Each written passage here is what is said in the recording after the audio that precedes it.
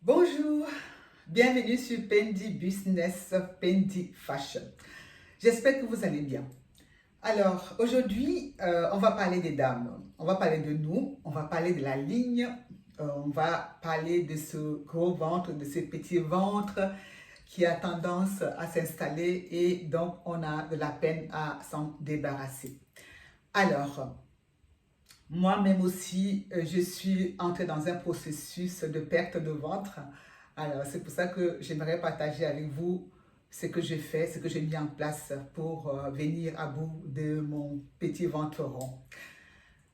En premier lieu, on va parler de l'alimentation.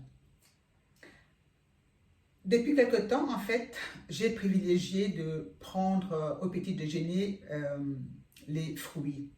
Parce qu'avant, j'ai mangé beaucoup de pain et le pain blanc surtout. Et le pain blanc n'est pas bon du tout pour la ligne. Alors, depuis que j'ai commencé à manger les fruits le matin, de préférence la pomme, la papaye, les poires ou l'ananas, j'ai constaté un changement radical sur ma ligne. L'alimentation est très importante pour notre ligne parce que c'est elle qui va soit nous faire garder la ligne, soit faire grossir le ventre. Et dans l'alimentation, il faut privilégier aussi la consommation des légumes. Les légumes tels que les épinards pour les gens qui sont en Europe, mais en Afrique, au Cameroun précisément, notre alimentation est très riche en légumes sous forme de feuilles. Vous savez qu'il y a du ndolé, il y a le folon, il y a le coq, il y a les feuilles de patate, il y a tellement de feuilles, enfin des légumes en forme de feuilles que on n'a pas de la peine à s'alimenter. Euh, on n'a pas de la peine à trouver ces aliments riches en fibres pour faciliter la digestion. Comme vous le savez, l'alimentation riche en fibres facilite le transit et du coup facilite aussi l'élimination des déchets, ce qui constitue un apport non négligeable euh, pour garder la ligne. Parce que vous savez que quand on est constipé, on a tendance à avoir un ventre ballonné et le ventre ballonné amène à faire grossir le ventre. Le ventre est dur, il est gros et on n'est pas à l'aise avec ça. Donc, pour faciliter votre transit, privilégiez plutôt l'alimentation riche en fibres. Alors, ça c'est pour le petit déjeuner du matin, donc les fruits le matin. Les fruits aussi pendant le repas, de midi, pourquoi pas. Mais surtout le soir, évitez de manger des plats très très lourds le soir, genre un gros plat de pâtes par exemple, les spaghettis, euh, le chikwang par exemple pour mes sœurs congolaises le soir, ou les bâtons de manioc le soir, les plantains, toutes ces tubercules que nous avons en Afrique, il faut éviter de les consommer le soir en très grosse quantité.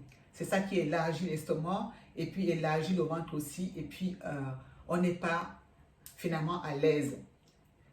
Alors, autre chose, c'est la pratique du sport. Je sais que certaines personnes vont me dire que pour avoir un ventre plat, il n'est pas nécessaire de pratiquer le sport. On peut toujours mettre une gaine et tout ça. Ok, je conçois. Mais vous savez que la gaine, c'est pour juste un instant. Pour le long terme, pour être vraiment à l'aise avec soi-même, c'est mieux d'avoir un ventre naturellement plat. On est plus à l'aise, on est fier de nous quoi, quand on a un ventre plat. Et on peut facilement enfiler aussi les maillots de bain. Quand on est dans la piscine, par exemple, on ne peut pas mettre une gaine.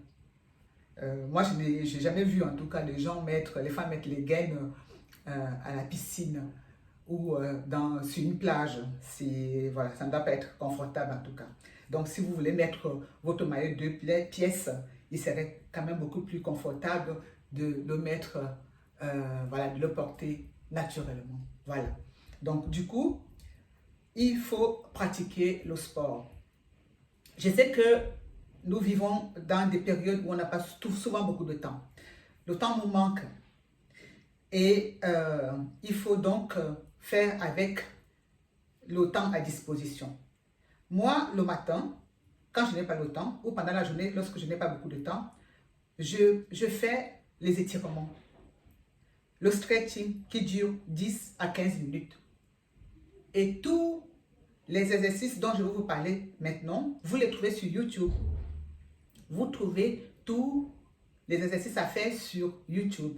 Avant, moi, j'allais dans les salles de sport. J'ai fréquenté beaucoup de salles de sport et depuis l'avènement d'Internet, depuis YouTube et tout ça, je vous avoue que je fais beaucoup d'économies. Je ne vais plus en salle de sport. Quand j'ai le temps, je fais 10 minutes d'étirement ou stretching. Quand je n'ai pas beaucoup de temps, je fais 10 minutes d'étirement ou de stretching. Si j'ai 30 minutes, par exemple, à disposition, je vais faire la Zumba ou le cardio. Ou alors, les abdos.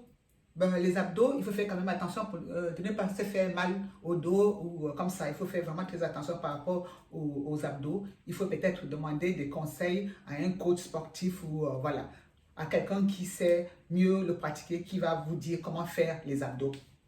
Mais les étirements pour les femmes, c'est tellement bénéfique. C'est bien pour les muscles, ça étire vos muscles. Vous êtes à l'aise, vous êtes positive, vous êtes bien avec vous-même quand vous faites du sport. Moi, en tout cas, c'est ce que je ressens. À chaque fois que après le sport, je me sens tellement bien. Je suis pleine d'énergie, je suis positive. Et je pense que le sport, ce n'est pas seulement bien pour la ligne, mais c'est aussi bien pour son état d'esprit. Voilà. Et je sais que dans certains pays, c'est difficile d'avoir la connexion YouTube. C'est payant, c'est cher d'avoir la connexion. Donc, si vous êtes un groupe de femmes, pourquoi ne pas créer des groupes pourquoi ne pas créer un groupe de sportives pour aller courir pendant le week-end?